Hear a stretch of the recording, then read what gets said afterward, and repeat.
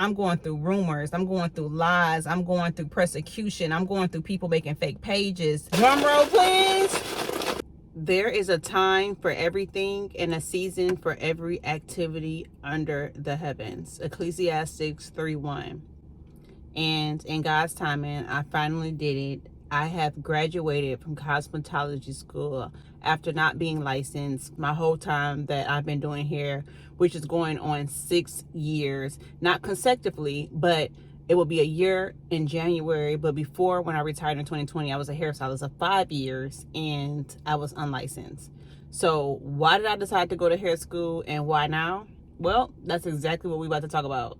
So hey y'all, welcome to my channel. I am India, a unlicensed hairstylist, well, soon to be licensed hairstylist, and I just wanted to share my journey for any other beauty professionals out there who may know of me or who may not know of me, to share my experience of being an unlicensed professional to being a licensed professional. And when I say unlicensed professional, for me, yes, I was an unlicensed at the gift, but I was still very professional with how I handled my business being a hairstylist. But now I am a licensed hairstylist after about 6 years in the industry doing hair. And I just want to share my story because I know a lot of people are wondering why now? What made me now decide to get my license? And honestly, so much has been going on, so much noise. I have just kept my head down. I've stayed focused, and it's gotten me where I am today, which is graduating cosmetology school. I know a lot of people want to know why I have never gotten my license, or why have I never felt the need to get my license when it comes to being a hairstylist. And honestly, y'all, when I first started hair, it was nothing that I was taking serious. It was nothing that I thought I was going to eventually be. I've never talked about being a hairstylist. I've never been one of those kids in kindergarten like, oh, when I grow up I'm gonna do hair. I don't come from a bloodline of people doing hair or salon owners and beauticians. So this literally blew me by surprise that I'm even doing hair and that I'm great at what I do, because I would have never discovered this gift if it honestly wasn't for friends. So I'm from Cleveland, Ohio, and my friends used to always complain about their hair getting done, always. And even in high school, I never was really a weave girl. I've always just wore my real hair. So my friends used to always complain about their salon experience from the ones I had that got their hair done. And one day I just made a joke and I was like, girl, I'll do it, y'all. I'll do it. I'll go ahead, look up YouTube. I'll do it. Let me just watch the YouTube video and then I got y'all. I was joking, but my friends didn't take it as a joke and was like, okay, yeah, you probably could do it. Just do it. Just try it. And that's what I did. So it went from YouTube, and this is back when there was Ming Lee, it was Ivy. Like, this goes back to those days where it was like the OG YouTube people that were teaching you hair. And that's where I learned from. And that's when the straight backs was the thing. So I did my friend's hair with the straight backs. And after I did my friend's hair with the straight backs and I did her sewing, she actually liked it. Now, y'all, I was nowhere near where I am today with my gift, but she liked it enough to where she continued to get it done, and then told another friend, and then I just started doing people's hair. But in the process of me doing hair, even though they loved their hair, I just felt like I wanted to perfect it more. I just kept wanting to grow. And this is when I started learning the different beehives and the different braid foundations and what I liked and what I didn't like, and things that I would see that even though I learned it from YouTube, I would be like, this don't look right. Something about it I just don't like. And then I just continued to master it, and it just went from there. Now, even before then, once again, I never planned to be a professional hairstylist. Like, I never planned to do hair for a living. Let's just say that. I've never planned to do hair for a living. It just happened. So when it happened and all these people started coming to me, that is when my husband was like, my husband was deployed. He was in the Air Force. So I was back home living in Cleveland, and he was across seas. And he was like, if you're getting all these clients, you need to go ahead and start charging.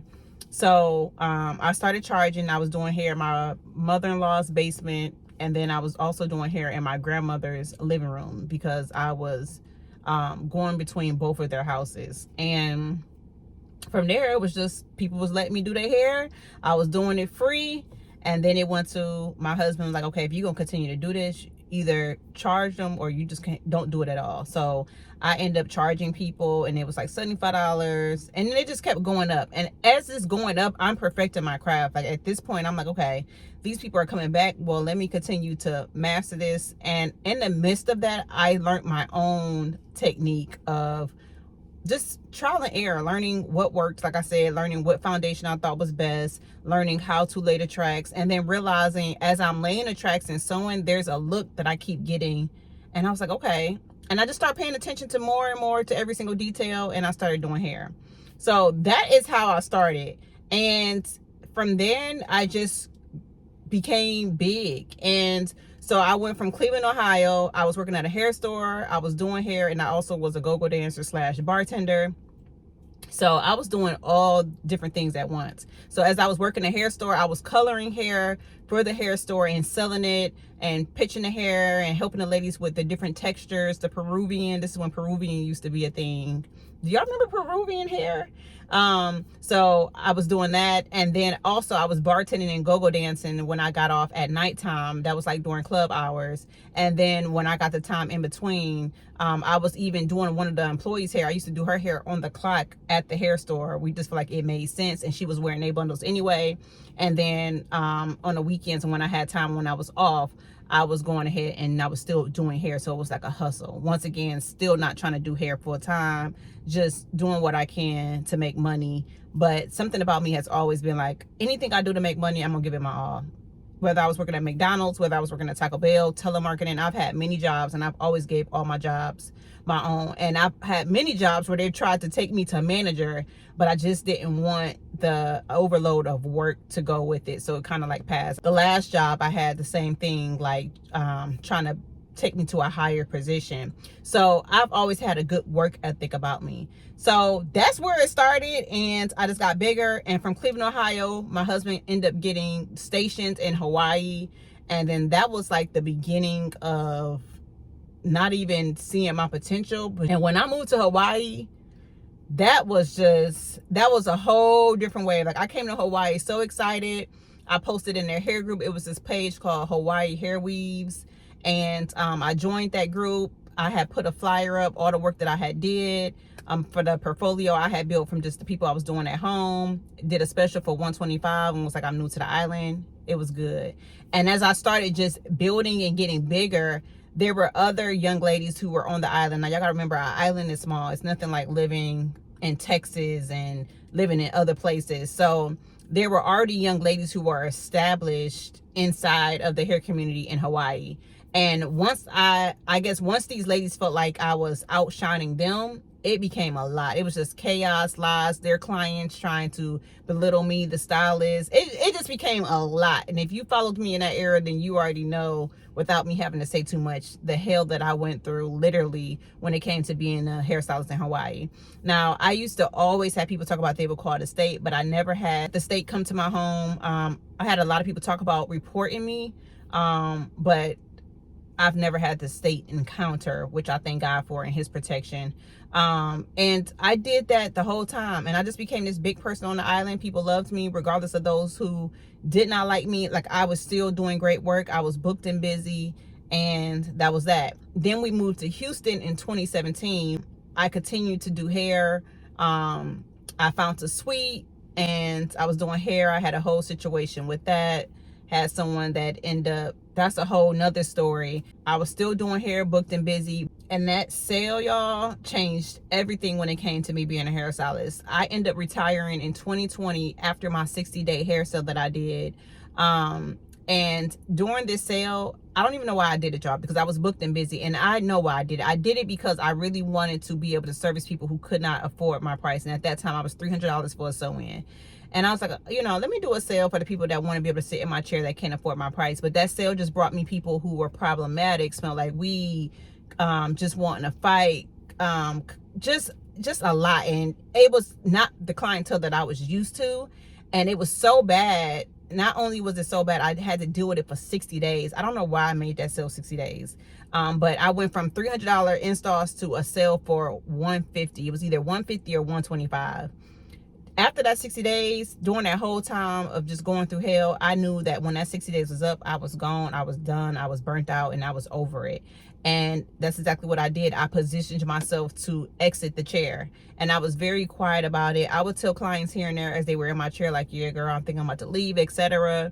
And of course, you have clients that's like, don't leave, we love you. But I just was burnt out. It was just no coming back with the clientele that I was going through, because of a sale that I wanted to give just to try to be for everybody, because that's really what it was when you think about it. And after that sale, I was done. And in the midst, before I even just walked away from the chair, I walked away from the chair with a plan. So it's not like I just quit and was like, no, I knew I positioned myself to pivot. And I was like, okay, something else has to work. And I went from hand-on classes to dropping a flat iron and etc. after that. So I didn't just leave the chair without a backup plan and no plan to make any type of income. I was very strategic, and I made sure to pivot correctly. But I was done, and I retired. I made my announcement, did a cute little photo shoot to announce 4 years behind the chair. It's been a wild ride, and I thank everybody for their support, and I was done. Well, fast forward to this year, 2025. 3 years ago, I gave my life to Christ, and that has been a roller coaster as well. And on top of that, in my waiting season, trying to figure out what God wants me to do, what his purpose for my life, and just trying to sit still, but also be patient, but also wanting to do something, I decided I would go work at a restaurant. And I took serving literally. I seen an opportunity where I went to go eat with a friend for her birthday. This is a new business. They needed help. I offered my help. I'm like, I'm not doing anything else. Content creation. Yes, I was still getting paid from content, but it was just boring. It was just like, okay, I want to do more. Like, I want to actually be socializing, and I want to be able to spread the gospel. I want to be able to serve and serve literally. So I just thought it was a great opportunity to do all of it. I ended up working there, and in the midst, God had already spoke to me through a prophecy that didn't make me to be a worker for someone. He actually made me to be an entrepreneur. You know, when you're in your flesh and you want what you want and you think you know what's best, you want to satisfy your desires, you decide to do what you want to do. So I decided this is no way that this can hurt God. I'm literally serving people. I'm spreading the gospel. I can help them pray over their food. I'm helping another business owner, etc. God ended up telling me to leave that job and to return back to doing hair. Now, I knew this was God because I knew that I did not want to return back from hair just from the experience I had back before I retired. So it was easy for me to hear God's voice because I knew that this thing, this stirring that was inside of me, I knew it wasn't my thoughts because I knew exactly that I did not want to do hair. So I was obedient to God. I had faith. I found the sweet, and then I decided to go ahead and get back to doing hair. And I started January 16th. I got 2 models. After that, I was booked 2 months out until today. I'm booked until 2026. Thank you, God. Fast forward, I have been booked and busy. I have my dream clientele. I'm charging my worth. I'm not doing no sales because I learned that the hard way. I kind of came in it knowing how to have a better approach so that I wouldn't walk in it being burnt out, overworking, underpaid like I did years ago.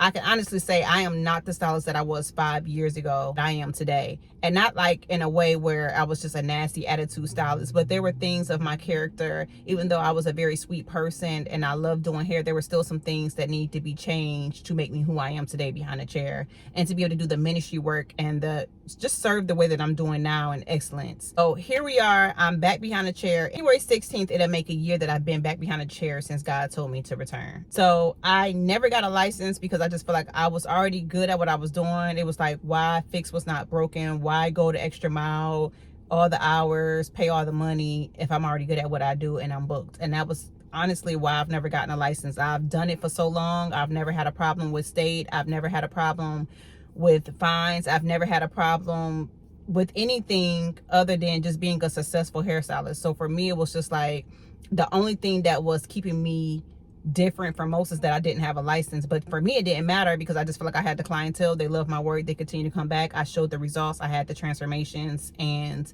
I was able to show up and do it. So it was just like, why do I need to go the extra mile? End up going to hair school. And as I'm in the midst of going to hair school, there's just so much noise and chaos around my name where it was just like a confirmation I was doing the right thing, because I was just starting to be a target where people who were licensed were feeling some type of way about me, or felt like they deserved my clientele, or felt like I shouldn't be charging what I'm doing because I'm not licensed, and just felt like they was better because they went to school and did the hours and etc.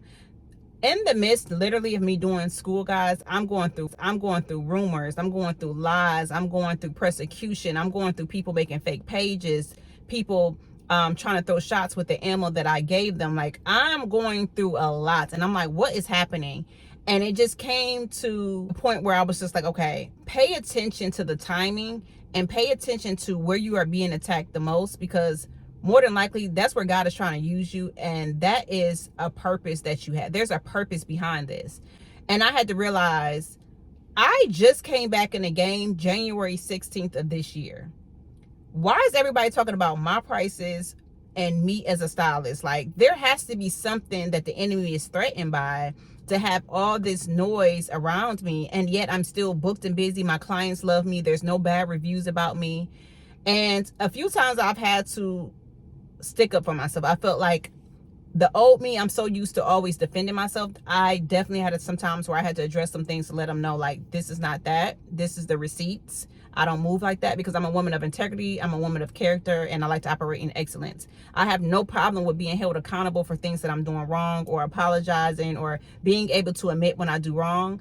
But when you are lying on me or trying to ruin my character or trying to mess with my money, for me, it becomes a problem. And even though it wasn't messing with my money, because those who sit with me have never had a bad experience to put on the internet about me. And y'all know right now, this is a time where many people have hairstylist stories and just so much chaos going on in the beauty industry. So fast forward, as I'm in hair school, I'm going through all this persecution and just things that I'm addressing, but also a lot of things that I'm ignoring, because God is also showing me how to let him do the work, and how to let him do the work within me to break off things that, pride and ego, and always feeling the need to prove myself, and always feel validated, or always feel like I have something to prove to people, but also doing the work, meaning vengeance is the Lord's. I don't have to continue to always try to defend me, because at the end of the day, they persecuted and killed a perfect man. So it just was like, even though I'm not Jesus, and I don't want to make it seem like I'm trying to say I am Jesus, what I'm saying is everybody's not going to like you. Everybody's not going to like what you do. Everybody's not going to be a fan of your work, and that's okay. But God was getting me to a place where I could care less about the vanity, the perception, people's opinions, and just staying focused to know, like, regardless of what people are saying, you're booked. There are many people who love you, and there are many people that hate you. But my favor, my light, the anointing, it's on your life. It's there. People see it. And darkness hates light. And so it was just that reminding, and God refining me and pruning me and just cutting off every branch of me that did not bear fruit. And everything that was bearing fruit, it just became fruitful. And that was just me being behind the chair, doing ministry work, doing quality installs, being consistent, showing up. And that has been a fruitful thing. And that is where the enemy was attacking me the most. So that was just like my confirmation while in school, like, okay, this is it. I decided to end up going to school, not because of the noise, but I can kind of say, like, kind of that too, because it was like, I don't want to get too far where God's telling me to do a thing, and then I'm putting myself in a situation to not have my business protected. And as a woman of God, I do know that we have to abide by the law. We have to, with God, there's a certain order. We have to have integrity. And it just went back to, let me get my license, regardless how far I've done it without needing it, regardless how far I've gotten without being fined. Let me do what I need to do. Let me obey the law, which is now, I believe in 2022, Texas, I can say for the state of Texas, has made a law that you must have a license to do any type of weave. So even braiders, anytime you're adding any type of extension hair to someone's natural hair, you have to have a license for it. So when we think about braiding shops, microlinks, quick weaves, weaving, all of that, you have to have a license for now. So with that being said, I was like, let me do it this the right way. We got to obey the law. This is the law, regardless of what it used to be and how you could get away with it. You can't no more. I'm back in a season where I'm doing hair, so let me do it the right way. Let me fulfill God's word. Let me lead by example. Just to show people, never get comfortable. Like, always be willing to grow, educate, be teachable, be coachable, because you have to keep up with the times. And regardless of if you got licensed 50 years ago, the times have changed, techniques have changed. There's new things going, frontals, K-tips, microlinks, things that were not then thing where people got their license years ago. That's a thing now. And it's either you can keep up and stay ahead, or you can be behind and fall short. So with that, I was just like, let me get my license. Let me do this the right way. Let me use my platform to show people, yeah, I'm great at what I do. Even though I may feel a way about me not needing a license, let me do this so that I can cover myself in my business, because I am getting to a point where I'm making too much money and I have a big name to myself that I am a target. And I do not want to get to a place where God has put me in a position, but I didn't use wisdom to protect myself. Just like you have to protect yourself with LLCs and NDAs and non-competes and just different things and systems. It's the same way with your brand and your business. So that is what made me decide, like, I need to go to hair school. Let me do this the right way.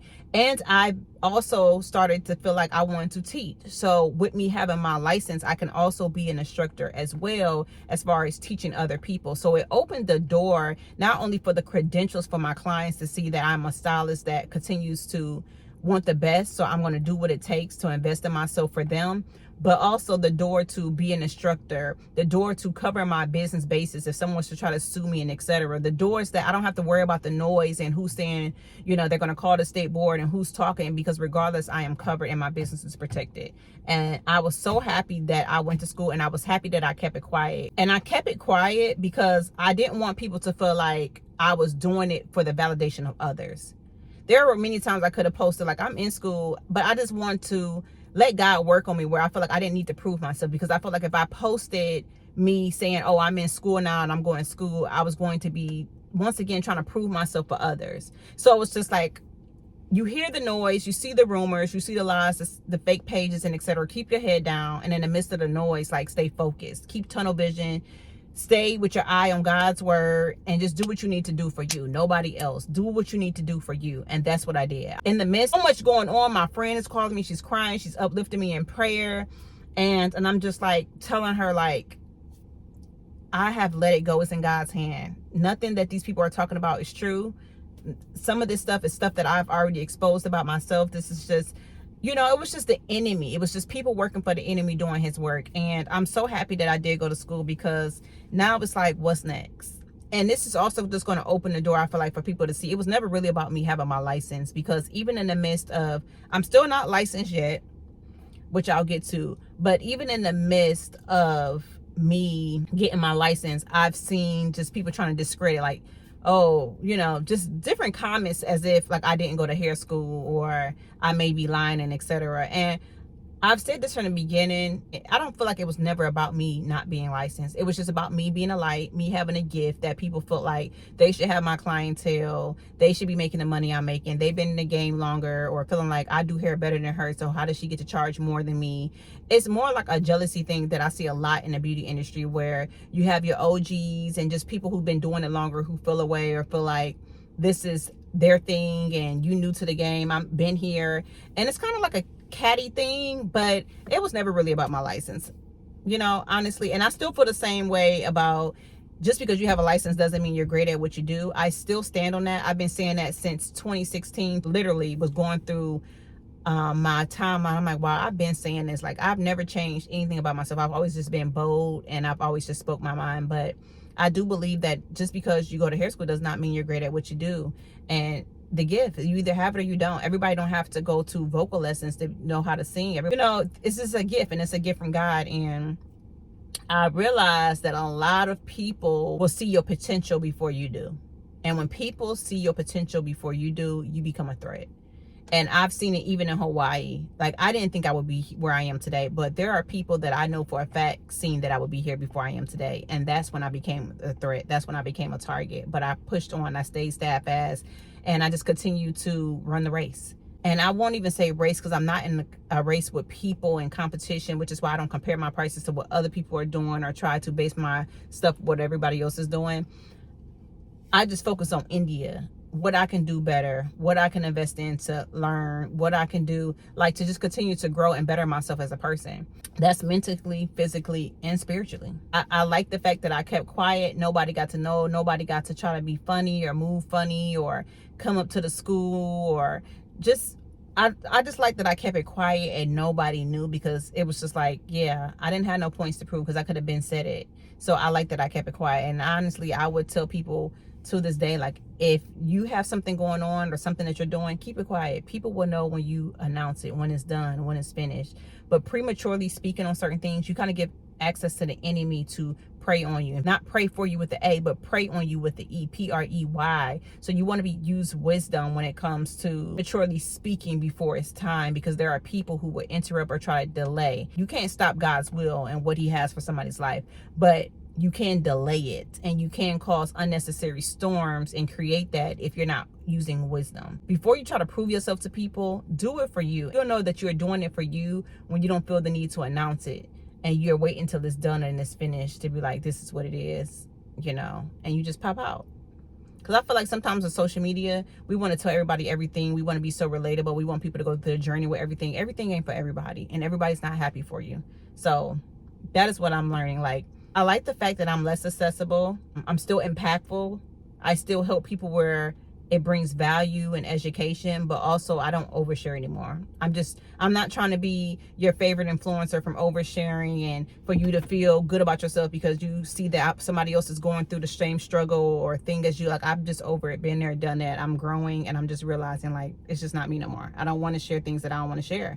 And I think that's where people have to understand, you can still have a social media platform and post content and be transparent without oversharing. You don't have to show your kids, you don't have to show your man, you don't have to give us your social and certain details. You can still show up and be you and share your hobby, your interest, your gift, and different things without having to be overly transparent to be relatable.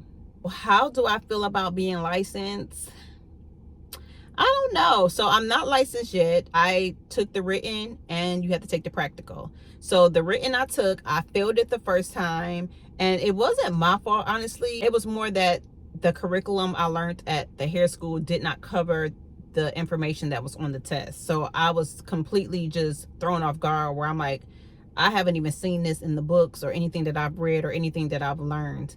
But I'm not gonna lie, I was kind of like upset because I really wanted to pass it on the first try. But I went back and thought about the answers and the questions that I could not answer, looked them up myself. Also reached out to my beauty school instructor to ask her, got some answers, and I went back and took it the second time, and I actually passed. And y'all, I was so excited. Like, oh, I was so excited. First off, when you go take your written test, they play no games. They checking your sleeves, they checking your pockets, pull your socks down. Like, it was so detailed to make sure that you did not cheat. You had to lock your phone up to power it off.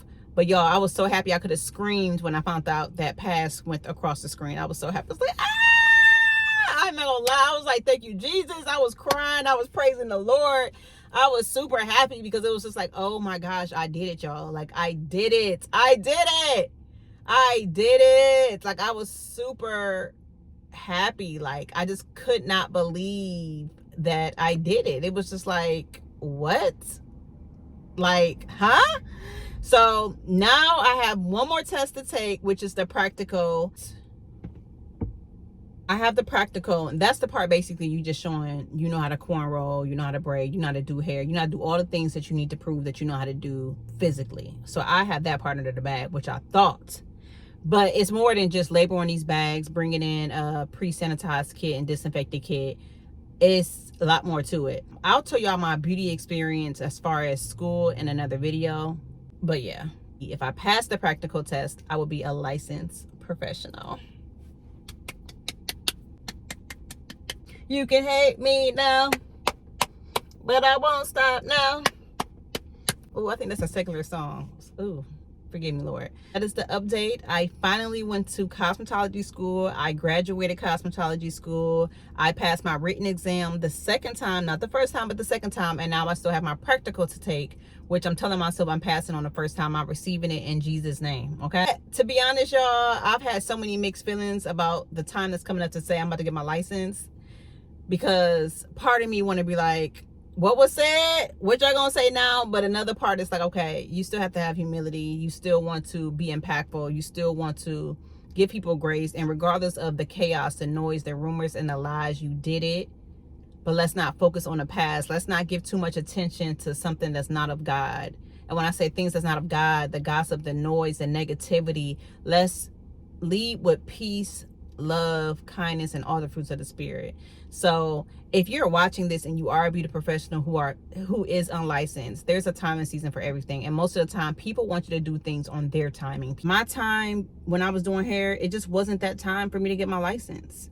And I'm saying that because even then, there wasn't laws where you could not shampoo hair or you couldn't do this without a license. Like, in certain states, you were able to still be able to shampoo, or you were able to do hair without, etc. But either way, even then, I did it, and I was not expecting to be a hairstylist, meaning doing it for a living. I just wasn't expecting that.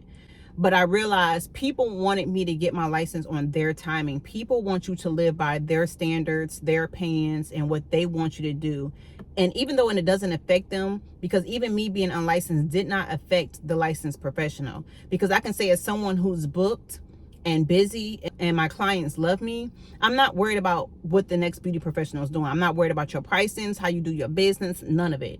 I'm just not worried. I don't have that type of time, and I'm not worried. So it was never just about me not having a license. Like I said, don't let people rush you into doing things that you're not ready for, or it's just not your time.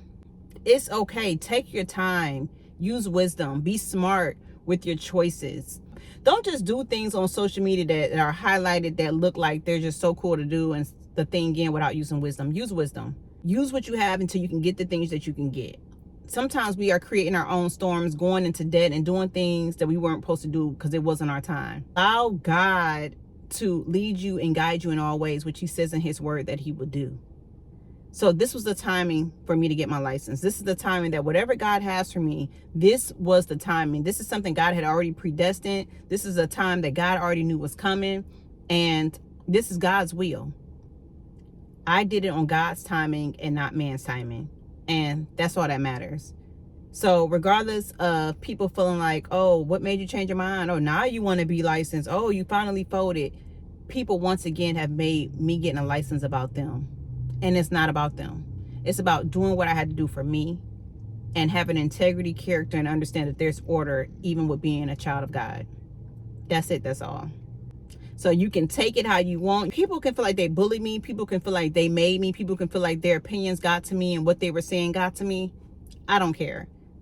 We got to find a new topic now, because guess what? Your girl is about to be officially licensed. I went to hair school. I did it. I invested. I did the hours. I spent the money. We here. What else new are we going to talk about? And the thing is, even though I have my license, people are not going to stop talking. But you cannot care about what people think. Live for God, not for man, and know that there's a timing and a season for everything. So let God allow you to move in his timing. And in your waiting season, so you will become fruitful when it's your season. Let God be God. I did it. I did it, y'all. Like, I did it. I don't think anybody ever seen this coming. I know I didn't see this coming, but I did it. I thank God for his love, his mercy, just doing it so long, and God just protected me, and the resources and the people that he's given me to just in this season to uplift me and to help me and to pour wisdom into me. I'm just forever thankful. So I pray that this video today bless somebody, and that understanding there's a time and season for everything. And it may not be your time right now, but it doesn't mean that it would never be. But let God lead you. Forget what people may say. Forget what people may think. Do things because you want to do it, because it makes you happy. Do things because it's what you want to do. It's going to better you. It's going to make you better. Focus on you and not other people. Make sure y'all like, subscribe, and leave a comment and let me know if you learned anything from this video. If you have any questions that you may want to ask, or just anything you may want to input, leave it in the comments. But I love y'all, and I will see y'all in my next video.